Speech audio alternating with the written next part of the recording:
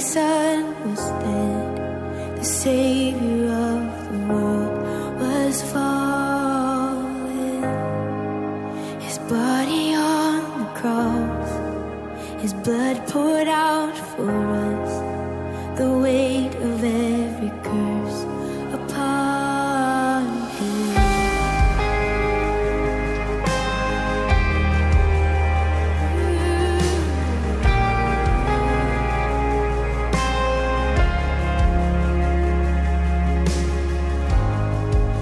Final breath He gave as heaven looked away. The Son of God was laid in darkness. A battle in the grave, the war on death was waged. The power of hell forever broken. The ground began to shake.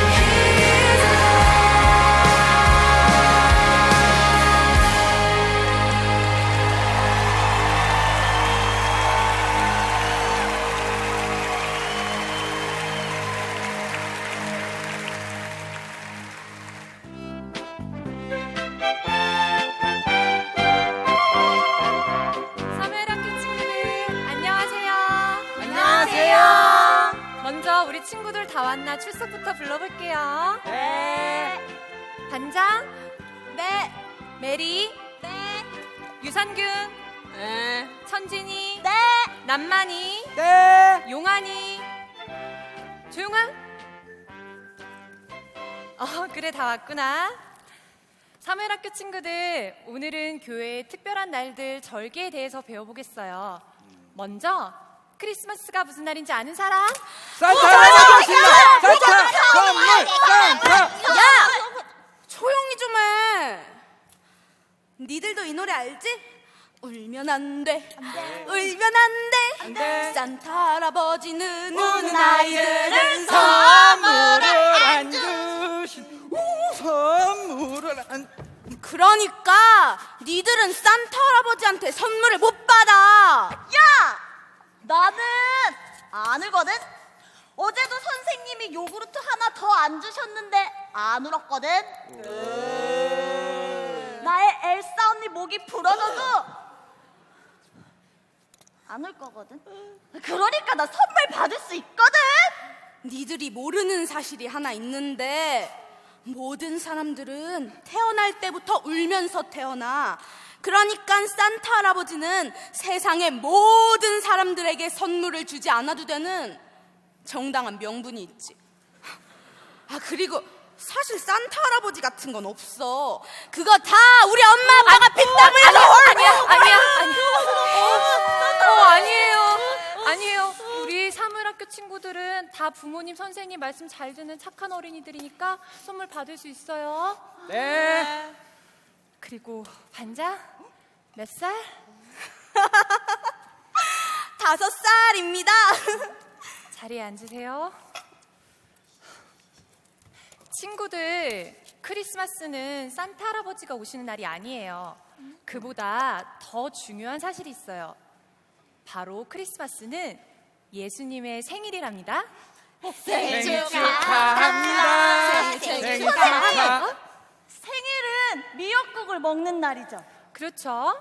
그러면 예수님도 미역국을 드세요? 아, 우리 예수님은 미역국이 필요 없으세요. 왜냐하면 여러분들이 예수님의 가장 좋은 생일 선물이니까요. 안 돼요! 생일날 미역국이 없잖아요? 그러면 큰일 나요. 어느 날 아빠 생신 아침이었어요. 그런데 아침 식탁에 미역국이 없는 거예요. 아이고, 여보. 아이, 나 생일인데 왜 미역국이 없어? 미역국 좀 해줘. 아이고, 이 양반아, 어이? 미역국을 끓여주도록 이쁜 짓을 해야 미역국을 끓여줄 거 아이가, 어이? 집안일 좀 돕고 그냥 미끌미끌 도망이나 댕기고. 미꾸라지 한 마리가 흙탕물을 만든다더니. 아이고, 인간아, 어이? 나가 쳐먹비라. 집에서 그런 일이 있었어? 아니요, TV에서요. 친구들 몇 살? 5살입니다. 모두 믿기시지 않겠지만 요즘 아이들이 이렇게 조숙하답니다.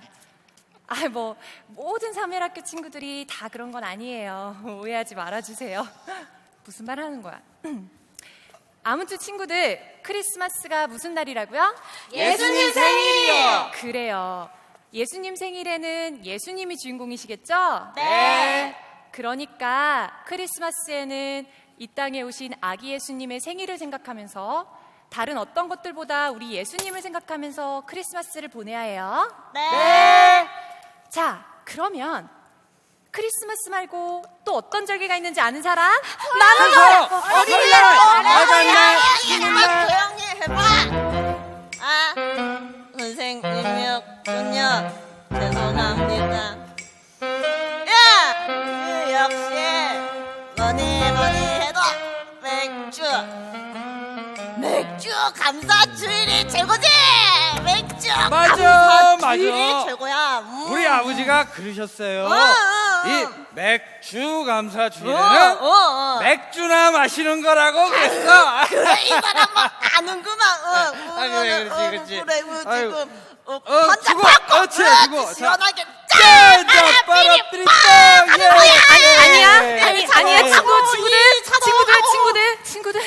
친구들 몇 살? 5살입니다. 자리에 들어가세요. 네. 자, 맥주 감사주일이 아니라 맥추 감사주일이죠? 네. 그리고 또 추수감사주일이 있어요.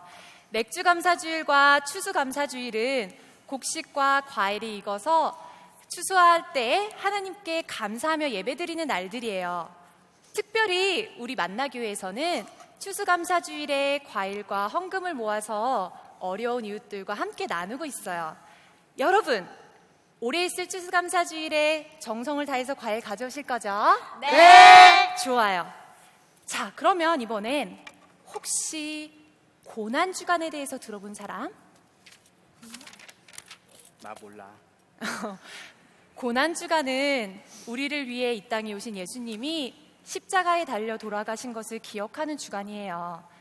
우리 예수님께서 얼마나 아프고 힘들고 무서우셨을까요? 예수님. 반장?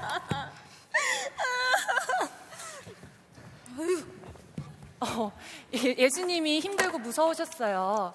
우리 친구들은 무섭고 힘들었던 적이 있나요?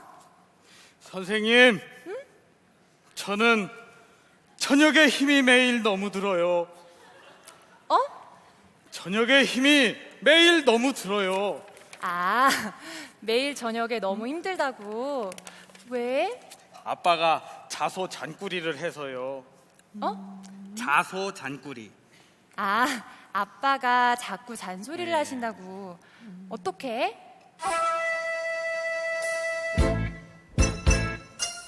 아들아, 우리 몸 속에는 욕망이라는 벌레가 살고 있다.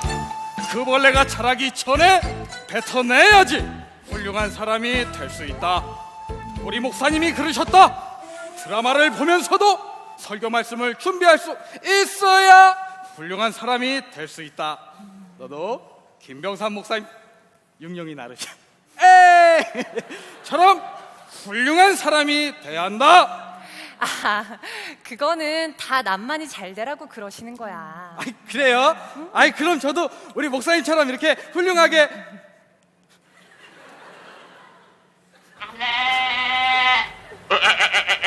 장난 나랑 지금 하냐? 장난 나랑 지금 하냐고. 왜 그래? 어깨 풀어야지. 우리 선생님 어깨 풀어야지. 괜찮아. 들어가. 네. 근데 그게 다가 아닌 거야. 또 왜? 아빠가 술만 먹으면 그렇게 내 방에 오는 거야. 그리고는 얼굴을 내 얼굴에 막 비비는 거야. 근데 큰일이 난 거야. 왜? 아빠 입에서 나쁜 냄새가 나는 거야. 이 발에서는 시골 냄새가 나는 거야. 그러면 아빠가 시골에서 나쁜 거 먹은 거야? 이건 물어본 거야. 끝이 올라간 거야? 아무튼 그때 엄마가 온 거야.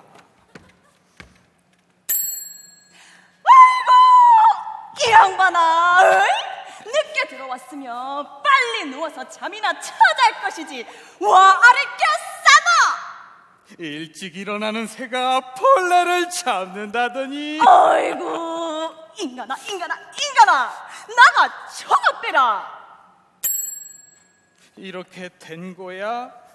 아, 그거는 아빠가 남만이를 너무 사랑하시니까 언제든지 그렇게 사랑을 표현하시는 거예요. 네. 그래, 자리에 들어가자. 네. 친구들, 예수님께서는 우리를 위해 고난을 당하셨어요. 예수님이 어디서 돌아가셨죠? 저거다요. 십자가에서 돌아가셨죠. 왜냐하면 우리를 정말 너무너무 사랑하셔서랍니다. 선생님! 별빛이 내린다. 선생님! 예수님은 너무 로맨틱한 분이시군요. 예수님은 얼굴도 잘생기고 키도 크시고 목소리도 좋으시고 하나님의 아들이시니까 집도 있고 차도 있으시겠죠? 어쩜 1등 신랑감, 퍼펙트한 신랑감이네요. 저도 잘 자라서 예수님과 같은 사람하고 메리하고 싶어요. 우와! 우리 베리 몇 년생? 2012년생입니다. 반장. 우와!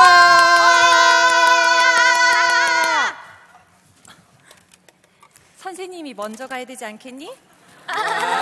그러시던가요? 자, 친구들, 그러면 이번엔 부활에 대해서 한번 배워볼까요? 선생님. 부활이 뭐예요?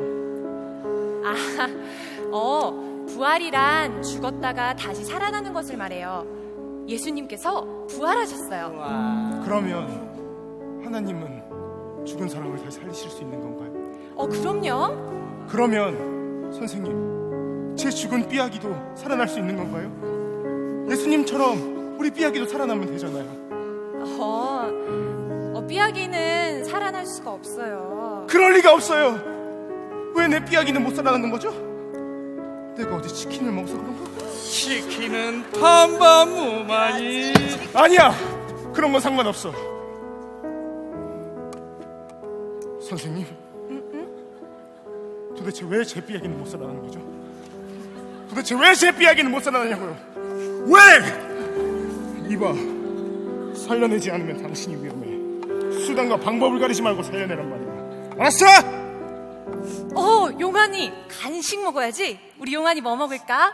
선생님, 치킨. 심지어 치킨 4마리 먹어도 돼요? 그래. 자리에 앉아 있어. 선생님이 치킨 가져올게. 조금만 기다리세요. 아니요, 선생님. 아직 질문에 대한 대답이 부족해요. 그래서 그 부활이 우리에게 무슨 의미가 있죠? 그래서 예수님의 부활에 영향을 받아 삶이 변화된 인물이 누구죠? 물론 성경 인물 중에서요. 너무 길 필요는 없고 800자 이내로만 설명해 주세요. 성경 인물 중에 성경 인물 중에 성경 인물 중에 베드로라는 인물이 있어요. 우리 베드로가 예수님의 부활을 통해 어떻게 삶이 변화되었는지 선생님보다 훨씬 더 잘 설명해 주실 특별한 분을 선생님이 모셨어요. 우리 하나 둘 셋 부르면 그분을 불러볼까요? 네. 누군지 아시죠? 네. 자, 다 같이 불러볼게요. 하나 둘 셋. 목사님.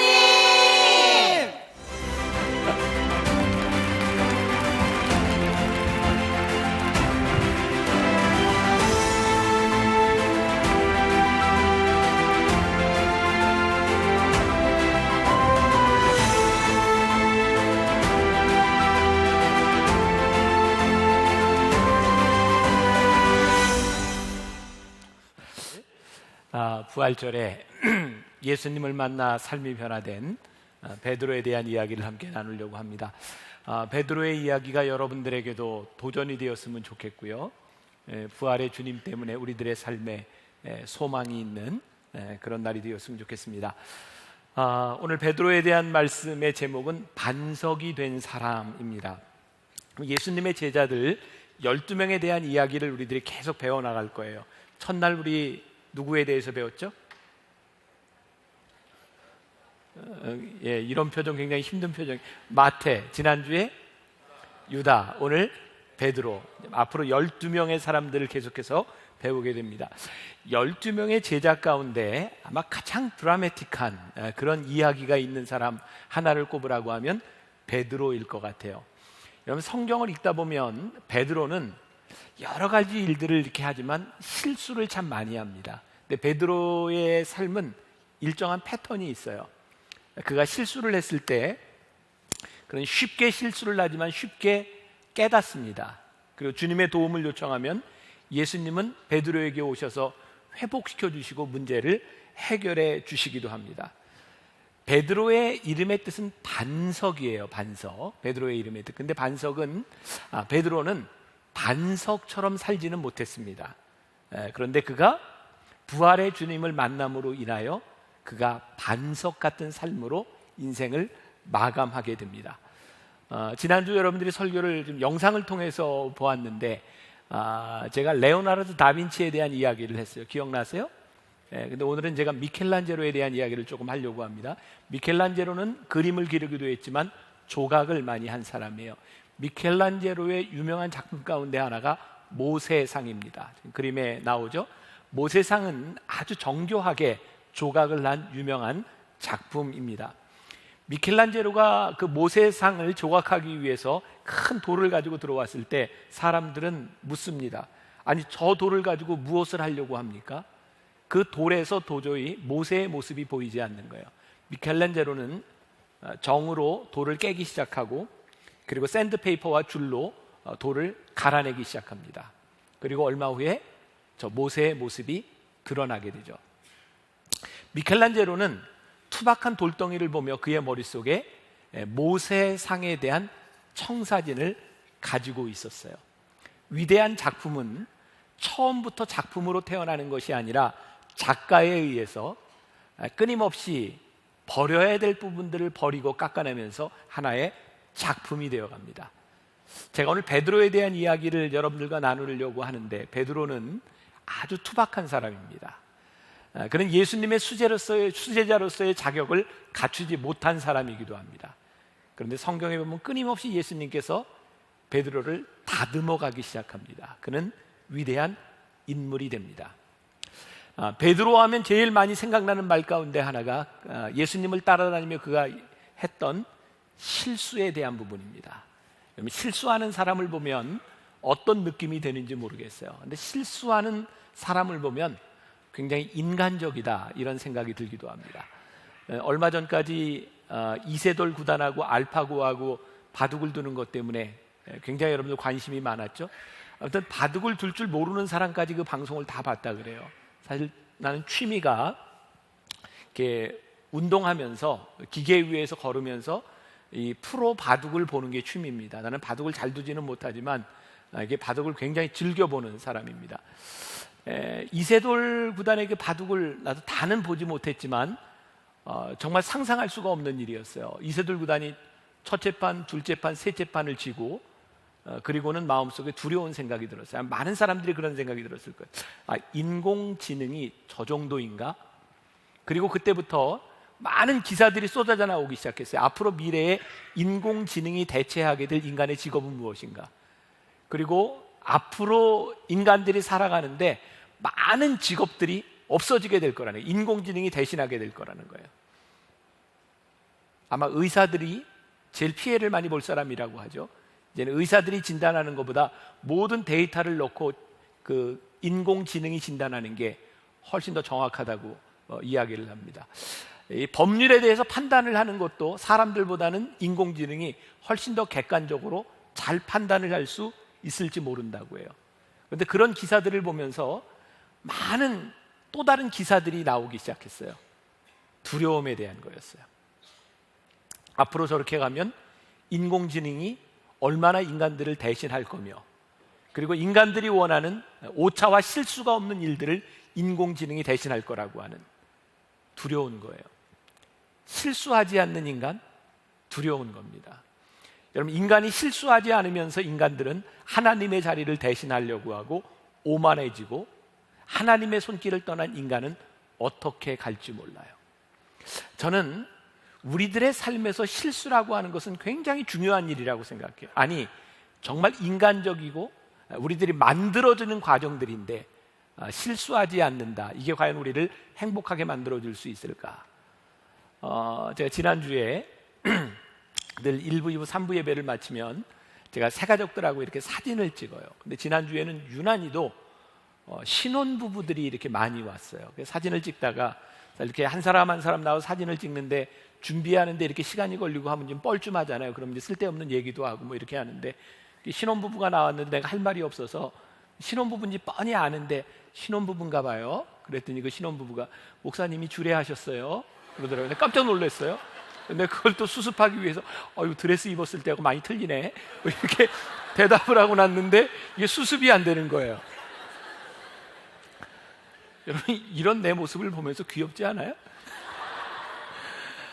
여러분, 실수한다고 사람이 망가지나요? 아니, 사실 그런 것 같잖아요. 실수하는 건 굉장히 인간적입니다. 그리고 인간은요, 실수하면서 점점 더 나아진다고 하는 것에 대한 소망이 있는 거죠. 실수는요, 우리 인간을 실패로 만드는 것은 아닙니다. 그 삼성 경제연구소에서 실패를 통해 배우라라고 하는 자료들을 몇 가지 발표했는데, 그 중에 하나 이런 글이 있어요. 실패한 사람의 95%는 진짜 실패한 것이 아니라 도중에 포기한 것이다. 미국 항공우주국 나사에서 직원을 채용할 때 실패한 사람들을 굉장히 중요하게 고려한답니다. 왜냐하면 실패 경험이 없는 사람이 큰 어려움에 직면하게 되면 당황하고 혼란스러워하지만, 실패를 경험한 사람들은 중심을 잃지 않고 차분히 대처할 능력이 있다는 거예요. 그래서 이력서상에 중요한 실패의 경험은 그 사람에게 오히려 신뢰를 준다는 거예요. 아마 여러분들 세대, 지금 여러분들은 내 자녀 세대들이니까 우리 아들내미가 고등학교를 졸업한 게 벌써 한 6년 되는 것 같아요. 중3 때 하나님 앞에 소명을 받고 우리 아들은 이제 고등학교 다니는 내내 좋은 목회자가 되겠다고 하는 꿈을 가지고 공부를 했어요. 나는 우리 아들을 보면서 이 소명을 받고 나서부터 저렇게 열심히 살 수 있구나. 난 젊은 사람들에게 공부해라, 열심히 살아라 이런 이야기보다 하나님께 대한 소명이 있는가가 훨씬 더 중요하다는 생각을 해요. 그래서 고등학교 다니는 3년 동안 열심히 공부했고요. 공부도 꽤 잘했어요. 그런데 학력고사를 수능을 잘 못 봤습니다. 그래서 뭐 한두 문제 더 틀리니까 자기가 가고 싶은 학교 다 떨어졌어요. 그리고 재수를 준비하고 있던 아들에게 제가 이제 밤에 집에 들어갔을 때 나는 이렇게 다 커서 우리 아들내미가 눈물 뚝뚝 흘리고 있는 거 처음 봤어요. 아빠 나 너무 힘들어요. 재수를 준비하는 것도 힘든데 내가 그 수능을 보는 날 어른들 어머니들 이렇게 수능 기도회 때 그런 얘기 했었거든요. 우리 아들 공부 열심히 해서 뭐 이렇게 공부 잘한 얘기도 하고 했는데 아빠 왜 그런 얘기 해가지고 사람들이 나 볼 때마다 너 대학 어떻게 됐냐 물어보는데 나 쿨하게 떨어졌어요 뭐 이러지만 아빠 나 무척 힘들다고. 나도 아버지가 목사였거든요. 목사의 아버지들 둔 아들 제가 잘 이해하죠. 목사의 아들로 이렇게 살아간다는 거 교회 안에서는 많은 이런 관심이 부담스러운 그런 때이기도 합니다. 제가 아들에게 이런 얘기했어요. 아들아, 너 재수하는 거에 대해서 아무 염려하지 마. 괜찮아, 재수해. 아빠가 교인의 입장에서 한번 생각해 보자. 네가 나중에 목사가 되었을 때 어느 교회에서 목회자를 청빙하기 위해서 네가 거기에 갔다고 생각해 보자. 두 명이 있는데 재수를 한 목사와 재수를 하지 않은 목사 중에 둘을 뽑으려면 누가 더 경쟁력이 있겠냐? 아빠는 재수한 목사를 뽑는다. 왜? 어떻게 인생에 재수도 안 해보고 목회를 하냐? 적어도 목회를 하려면 재수 한 번쯤은 해봐야지. 괜찮아. 혹시 여기 재수를 안 해봐서 인생이 망가졌다고 생각하는 사람이 없기를 바라는데 보세요. 우리들에게 재수라고 하는 게 결코 실패가 아닙니다. 어떤 사람에게는 재수라고 하는 그 시간을 통해서 남들이 하지 못한 귀한 경험을 할 수 있는 겁니다. 근데 우리는 종종 우리들의 삶에서 내가 이것이 안 되면 실패했다고 생각하는 경우들이 참 많은 것 같아요. 근데 베드로의 삶을 바라보며 그는 수없이 많은 실패들을 경험하는데 하나님은 끊임없이 베드로의 실수를 바라보며 너는 그게 실패가 아니야. 우리 주님은 베드로를 부르셔서 그의 이름을 반석이라고 베드로라고 붙여주셨는데 베드로는 반석같이 살지 못해요. 제가 많이 쓰는 표현 중에 하나인데 예수님이 반석이라 불러주셨는데 베드로는 자갈 같은 인생을 살아요. 실수를 참 많이 합니다. 아마 베드로에게 있어서 가장 비참했던 순간이 언제일까? 저는 예수님께서 부활하시고 난 이후에 베드로가 옛 생활로 고기를 잡는 어부로 돌아가 있었을 때라고 생각해요. 그는 3년 동안이나 예수님을 따라다니고 예수님을 부인하지 않겠다고 했는데 예수님이 부활하시고 난 후에 다시 옛 생활로 돌아가 있었어요. 근데 그때 예수님이 베드로에게 찾아오셨어요. 그리고 부활하신 주님을 만나며 베드로는 마지막 반석 같은 인생을 삽니다. 저는 성경에 나오는 위대한 인물들의 이야기는 실수한 사람들의 성공적인 이야기라고 표현할 수 있을 것 같아요. 이런 건 참 멋진 표현 아니에요? 실수한 사람들의 성공적인 이야기. 감동이 안 돼요? 이런 얘기를 들으면서도.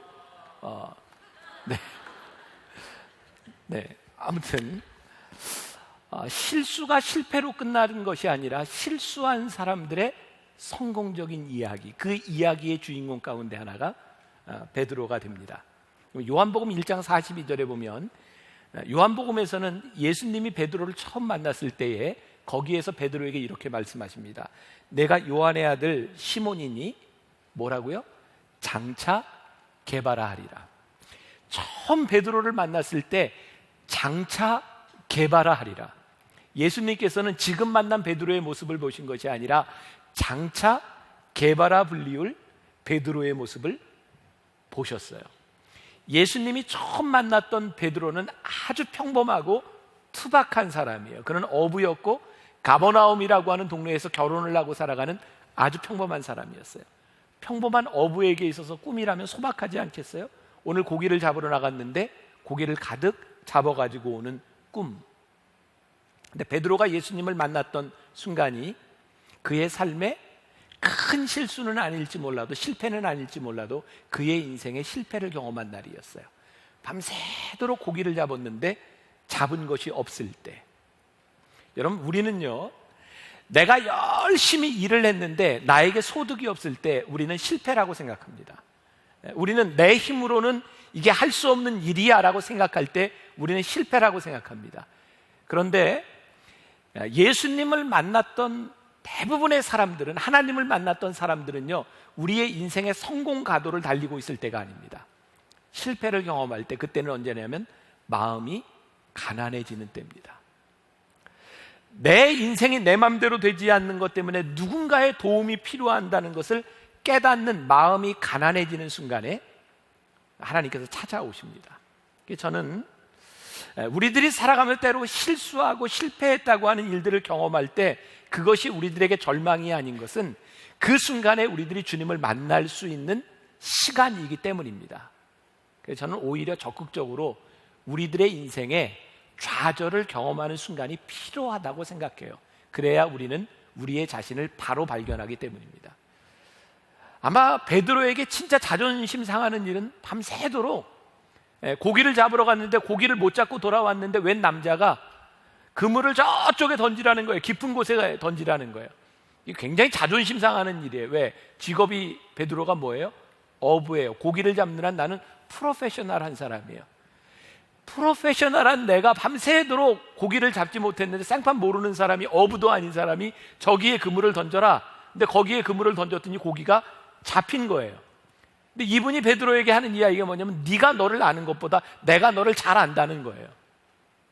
굉장히 자존심 상하는 일일지 모르는데 베드로가 자기보다 자기를 더 잘 아시는 주님 앞에서 그가 처음으로 한 말이 뭐냐면 누가복음 5장 8장에 보니까 그 주님 앞에 베드로가 이렇게 얘기해요. 주여, 나를 떠나소서, 나는 죄인이로소이다. 내가 나를 안다고 자부할 때는 내가 별로 죄인처럼 느껴지지 않아요. 그런데 나보다 나를 더 자시는 그분 앞에서 내 삶이 투명하게 비춰지니까 내가 죄인일 뿐만 아니라 얼마나 부족한 존재인지를 깨닫게 돼요. 베드로는 주님 앞에 무릎을 꿇습니다. 주님, 나를 떠나십시오. 근데 예수님께서 베드로에게 나를 따르라고 말씀하시죠. 그때 베드로가 자기가 고기를 잡던 도구를, 낚시 도구들을 다 버려두고 예수님을 쫓아갑니다. 저는 단순히 이것이 도구에 대한 문제가 아니라 베드로의 삶에 가지고 있었던 자존심을 다 내려놓는 순간이라고 생각해요. 그럼 제가 중요한 이야기를 합니다. 하나님 앞에 우리들의 자존심을 내려놓으면 그때 비로소 우리들의 삶엔 사명이 보여요. 내 자존심을 가지고 살아갈 때 우리는 열심히 삽니다.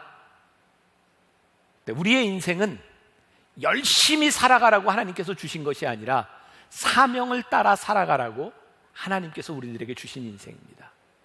저는 특히 젊은 여러분들에게 그런 도전을 주고 싶어요. 여러분들의 삶에 여러분들이 열심히 사는 것에 대한 문제가 아니라 여러분들의 사명은 무엇인가? 열심히 사는 사람은요, 생존을 위해 삽니다. 내가 살아야 되기 때문에 삽니다. 내 사명을 위해 사는 사람들은 생존 때문에 살지 않습니다. 내가 살아가야 될 삶의 방향이 있어요. 여러분들에게 중요한 질문입니다. 여러분들에게는 사명이 있습니까? 여러분들이 실패했기 때문에 사명자가 되지 않는 것이 아니라 때로 우리들의 삶의 실패와 좌절 가운데서 주님을 만나지 못하는 것, 그것 때문에 우리들의 삶의 방향을 찾지 못할 때가 많이 있어요. 오늘 베드로를 만나 주셨던 주님은 만들어 가시는 분이세요. 우리들의 삶에 굉장히 좋은 복음입니다. 우리를 만들어 가시는 주님, 다듬어 가시는 주님.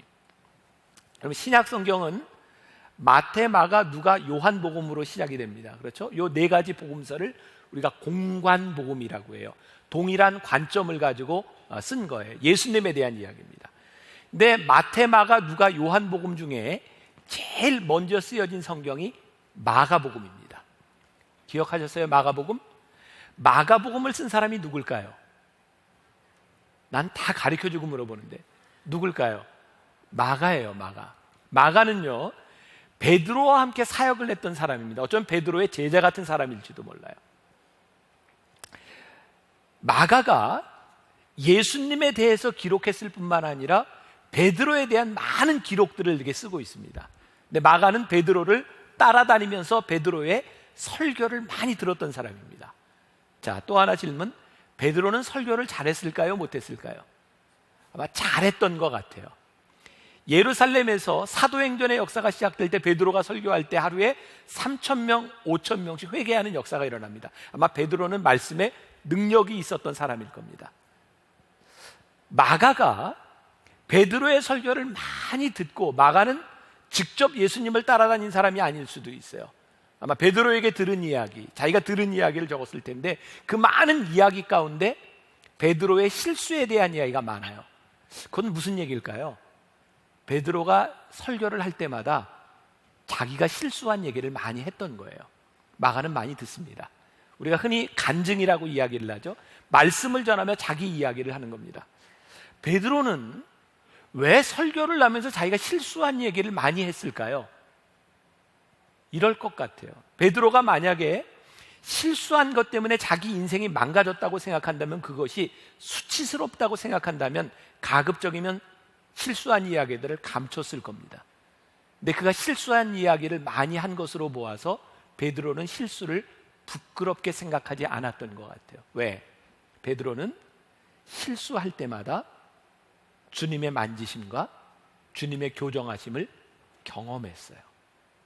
다시 말하면 베드로는 실수할 때마다 그의 인생이 성장하고 있음을 깨닫고 하나님의 손길을 경험했기 때문에 그는 실수가 실패가 아니라 내 인생의 축복이라고 간증할 수 있는 사람이었어요. 저는 오늘 여러분들에게 똑같이 이 말씀을 대입할 수 있을 것 같아요. 어쩌면 우리의 인생의 실패라고 생각하는 그 순간에 우리의 삶에 청사진을 가지고 계신 예수님을 우리들이 믿는다면 우리의 실패는, 우리의 실수는 인생의 실패가 아니라 축복의 순간일 수 있다는 거예요. 저는 여러분들 앞에서 고백할 수 있는 게 있어요.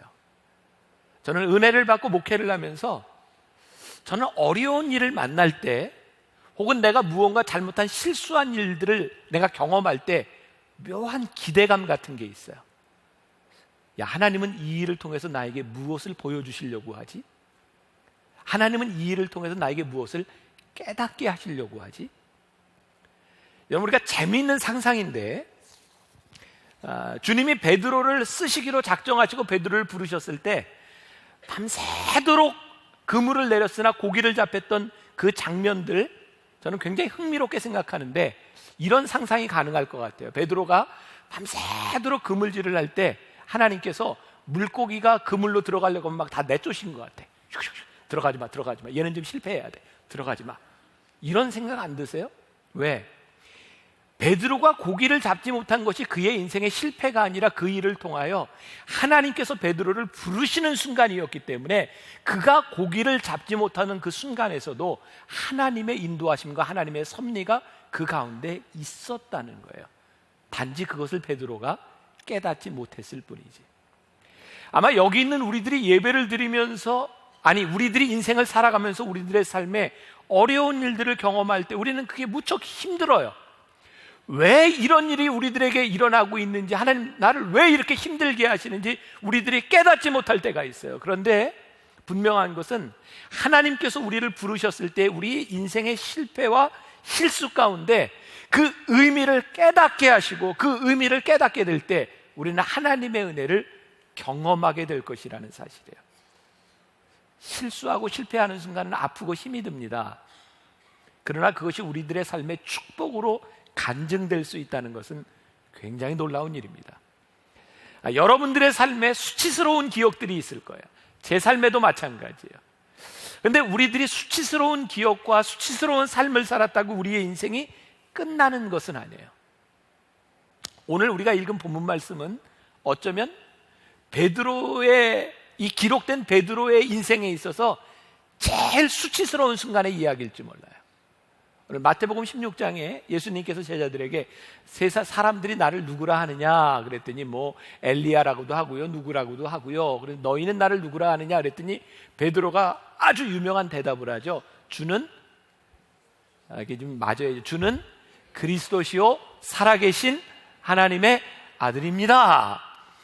예수님께서 이 대답을 들으시고 너무너무 기뻐하셨어요. 그래서 17절에 보니까 예수께서 대답하여 이르시되 바요나 시몬아 내가 복이 있도다. 이를 내게 알게 한 이는 혈육이 아니요 하늘에 계신 내 아버지시니라. 베드로의 고백이 얼마나 대단했는지 이거 하나님이 너에게 알게 하신 거야. 그러면서 예수님께서 베드로를 축복하세요. 칭찬하세요. 베드로야, 아니 요한의 아들 시몬아, 너는 이제부터 베드로야. 베드로라고 하는 이름의 뜻은 반석인데 내가 교회를 세울 텐데 반석 위에 세울 거야. 내가 너를 교회를 세우는 주춧돌로 삼을 거야. 그리고 내가 너에게 천국의 열쇠를 줘. 베드로에게 있어서 이런 기가 막힌 칭찬이 어디 있습니까?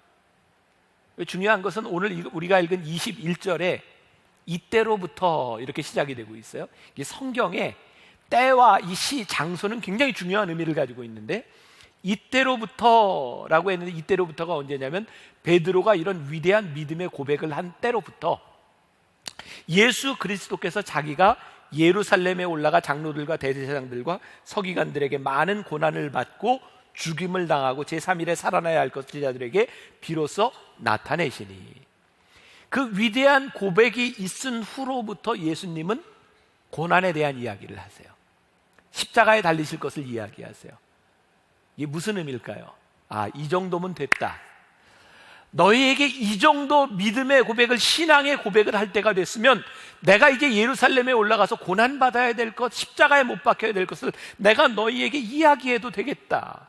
예수님이 그 마음을 가지고 십자가를 지시는 예수님의 심정을 이야기하고 있어요. 그런데 22절에 뭐라고 되어 있어요? 지금 자막이 나오는 거예요. 22절 같이 한번 볼까요? 베드로가 예수를 붙들고 항변하여 이르되 주여 그리 마옵소서, 이 일이 결코 주께 미치지 아니하리다. 예수님이 이 말씀을 듣고 굉장히 힘드셨어요. 베드로의 위대한 고백을 들으시고 이쯤에서는 내가 고난을 이야기할 수 있겠다라고 이야기했는데 베드로가 예수님을 붙잡고 주여 그리하지 마옵소서. 최고의 칭찬을 들었던 베드로에게 예수님께서 최고의 수치스러운 이야기를 23절에서 하세요. 자, 같이 시작. 예수께서 돌이키시며 베드로에게 이르시되 사탄아 내 뒤로 물러가라. 너는 나를 넘어지게 하는 자로다. 내가 하나님의 일을 생각하지 아니하고 도리어 사람의 일을 생각하는도다 하시고. 이게 얼마나 수치스러운 이야기입니까? 예수님께서 베드로에게 사탄아 내 뒤로 물러가라. 네가 지금 나를 넘어지게 하는구나. 그 위대한 고백을 하고 난 이후에도 베드로에게는 사람의 생각이 들어가서 예수님을 넘어지게 하는 자라고 예수님께서 사탄아 뒤로 물러가라 라고 말을 합니다. 베드로는요 지금 아주 인간적인 측면에서 예수님께 이야기하는 겁니다. 예수님 십자가를 지시면 안 됩니다. 제가 인간적으로 예수님을 막아드리겠습니다. 예수님은 사탄아 내 뒤로 물러가라. 사람의 생각이 너를 망가뜨린다고 말씀하고 있어요. 베드로는 아직 부족한 것이 많은 주님의 뜻을 이해하지 못하는 사람입니다. 예수님이 그럼에도 불구하고 베드로를 포기하지 않으십니다. 베드로에 대한 기대를 버리지 않으십니다. 왜냐하면 예수님은 지금 이런 말을 하고 있는 수치스러운 베드로의 현재의 모습을 보고 계신 것이 아니라 미래의 베드로의 모습을 보고 계시기 때문입니다. 이 말씀은 우리들에게도 동일합니다. 지금 여러분들 가운데는 작은 실수를 한 사람도 있고 어쩌면 우리를 부르신 하나님 앞에서 너무너무 부끄러운 너무너무 커다란 실수를 하고 있는 사람이 있는지 몰라요. 근데 하나님이 우리를 포기하지 않으십니다. 왜냐하면 우리의 지금의 모습이 아니라 미래의 모습을 하나님이 보고 계시기 때문입니다. 오늘 말씀을 준비하다 보았던 이야기입니다. 경북대학교의 총장을 지낸 박찬석 교수가 2002년 한국일보에 내 평생 잊지 못할 일이라고 하는 제목으로 글을 기고합니다. 제가 그 글을 조금 읽어드릴게요. 나의 고향은 경남 산천이다. 지금도 비교적 가난한 곳이다. 그러나 아버지는 가정 형편도 안 되고 머리도 안 되는 나를 대구로 보냈다. 대구 중학을 다녔는데 공부가 하기 싫었다. 1학년 8반 석차는 68명 중에 68등 꼴찌를 냈다. 부끄러운 성적표를 가지고 고향에 가는 어린 마음에도 그 성적을 내밀 자신이 없었다. 당신이 교육을 받지 못한 한을 자식을 통해 불고자 했는데 꼴찌라니. 끼니를 제대로 잊지 못하는 소장농을 하면서도 아들을 중학교에 보낼 생각을 한 아버지를 떠올리면 그냥 있을 수가 없었다. 그래서 잉크로 기록된 성적표를 68명 중에 1등으로 고쳐서 아버지에게 보여드렸다. 아버지는 보통 학교도 다니지 않았으므로 내가 1등으로 고친 성적표를 알아채지 못하리라고 생각했다. 대구로 유학한 아들이 집으로 왔으니 친지들이 몰려와 찬석이는 공부를 잘했더냐고 물었다. 아버지는 앞으로 봐야지. 이번에는 어찌다 1등을 했는가 배라고 했다. 아버지의 이름은 명순. 명순이는 자식 하나 잘 뒀어. 1등을 했으면 책거리 해야지. 당시 우리 집은 동네에서 가장 가난한 살림이었다. 이튿날 강에서 멱을 감고 돌아오는데 아버지는 한 마리뿐인 돼지를 잡아 동네 사람들을 모아놓고 잔치를 하고 있었다. 그 돼지는 우리 집 재산 목록 1호였다. 기가 막힌 일이 벌어진 것이다. 아버지 하고 불렀지만 다음 말을 할 수 없었다. 그리고 달려나갔다. 그 뒤로 나를 부르는 소리가 들렸다. 겁이 난 나는 강으로 나가 죽어버리고 싶은 마음에 물속에 숨어서 숨을 안 쉬고 버티기도 했고 주먹으로 내 머리를 내려치기도 했다.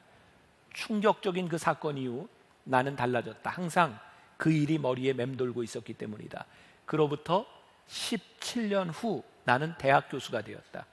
그리고 나의 아들이 중학교에 입학했을 때, 그러니까 내 나이 45세 되던 때 어느 날 부모님 앞에 33년 전의 일을 사과하기에 어머니, 저 중학교 1학년 때 1등은요 하고 말을 시작하려는데 옆에서 담배를 피우던 아버지께서 알고 있었다. 그만해라. 네 아들 민우가 듣겠다 라고 하셨다. 자식의 위조한 성적을 알고도 재산 목록 1호인 돼지를 잡아 잔치를 하신 부모님의 마음을 박사이고 교수이고 대학 총장인 나는 아직도 감히 알 수 없다. 오늘 말씀을 준비하며 이 이야기를 보다가 예수님의 마음이 이런 마음이었겠구나라는 생각이 들었습니다. 우리에게 주어진 우리의 삶을 신뢰할 수 있는 이유는 나에게 있는 것이 아니구나.